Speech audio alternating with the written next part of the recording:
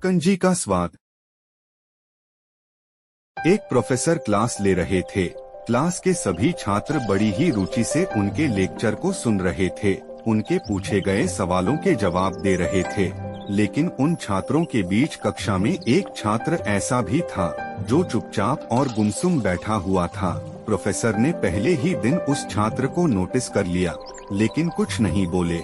लेकिन जब 4-5 दिन तक ऐसा ही चला तो उन्होंने उस छात्र को क्लास के बाद अपने केबिन में बुलवाया और पूछा, तुम हर समय उदास रहते हो, क्लास में अकेले और चुपचाप बैठे रहते हो, लेक्चर पर भी ध्यान नहीं देते, क्या बात, कुछ परेशानी है क्या? सर, वो छात्र कुछ हिचकिचाते हुए बोला, मेरे अतीत में कुछ ऐसा हुआ है जिसकी वजह से मैं परेशान रहता हूँ, समझ नहीं आता क्या करूँ। प्रोफेसर भले व्यक्ति थे।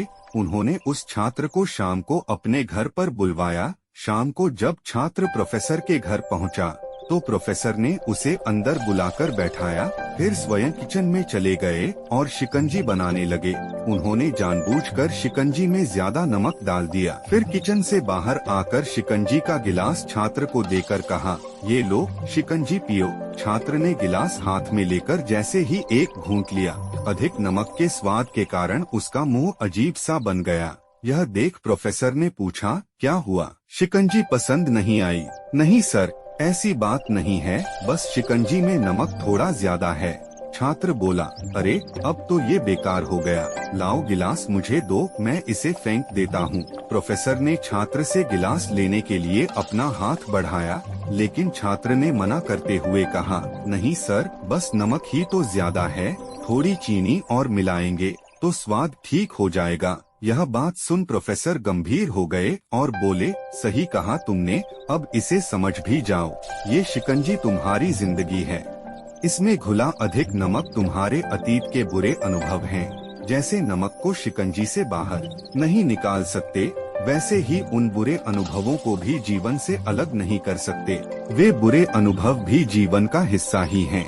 लेकिन जिस तरह हम चीनी घोलकर शिकंजी का स्वाद बदल सकते हैं, वैसे ही बुरे अनुभवों को भूलने के लिए जीवन में मिठास तो घोलनी पड़ेगी ना। इसलिए मैं चाहता हूँ कि तुम अब अपने जीवन में मिठास घोलो। प्रोफेसर की बात छात्र समझ गया और उसने निश्चय किया कि अब वह बीती बातों से परेशान नहीं होगा।